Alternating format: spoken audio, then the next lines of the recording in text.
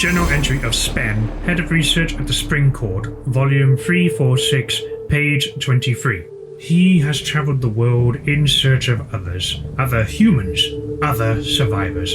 A hopeless task. The White Flash killed them all, turned all of them into ash, and yet his mere existence is contrary to that fact. Dated 32 AF. For my last human in the world, I had a certain idea in my mind that I wanted to convey with the character, while also have it fit culturally within my world. Hejel himself is usually a quiet and brooding character, but one that has fully accepted his exotic persona. After all, in a world without humans, he has become somewhat of a curiosity for many, and there is no way he could covertly operate within the shadows. At the same time, I wanted his design to mimic the designs of the human cultures before they vanished, and so I took inspiration from my own designs of the Hejelian people and the warrior poet people known as the Fire Sages. So without going into too much detail, I first need to lay down the groundwork of who the Fire Sages were, their design, and also their history, and of how Hejel became the last human. In the Faefolk world, humans have long ago become extinct.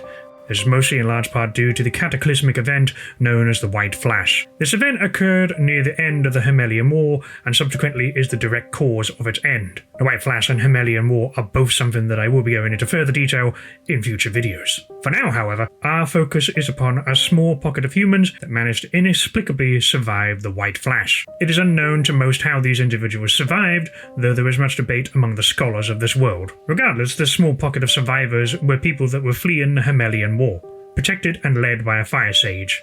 The Fire Sages were simultaneously magical warriors, law enforcers, and learned scholars of Hemelia.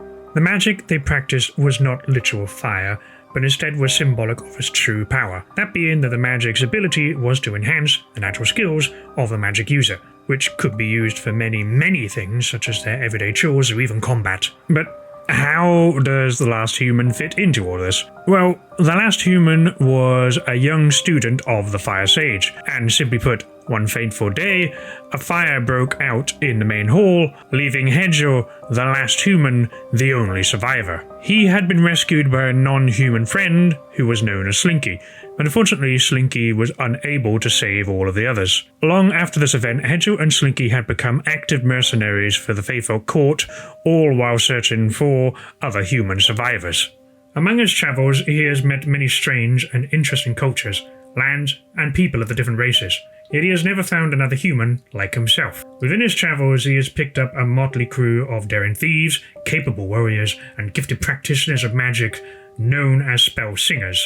Among this group is a creature known as a Yon, who would become his partner and lifelong companion. The design of the character is meant to take inspiration from the Fire Sages of Hemelia. The Fire Sages all wore distinctive red outfits. Most notably, they wore conical hats similar to kapitanes or Korean gats. They also wore long heavy red robes with scrolls bearing magical sigils stapled to these robes. However, Hejel has adapted these fittings to better suit his lifestyle of constantly being on the move in search of other humans, changing the robes out for a looser jacket and changing the colours from a harsh vibrant red to a softer green. For my world's overall aesthetic and design, I am heavily interested in mixing various real-world cultures together. I usually take designs that fascinate me in particular. For instance, I usually love mixing Far East Asian designs with medieval European designs, especially jester outfits, and also ancient Sumerian and ancient Celtic designs. And Hejel shows this, with various designs being of a Chinese and European influence.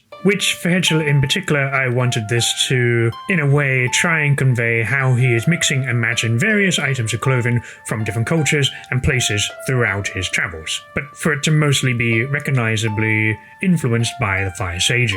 In the Faefolk World, however, there is an irony for Hejel taking visual inspiration from the Fire Sages, as there is somewhat of a cultural taboo within the Faefolk Court and many other societies due to their perception of Hemelia and to the Fire Sages. But that is a video for another time.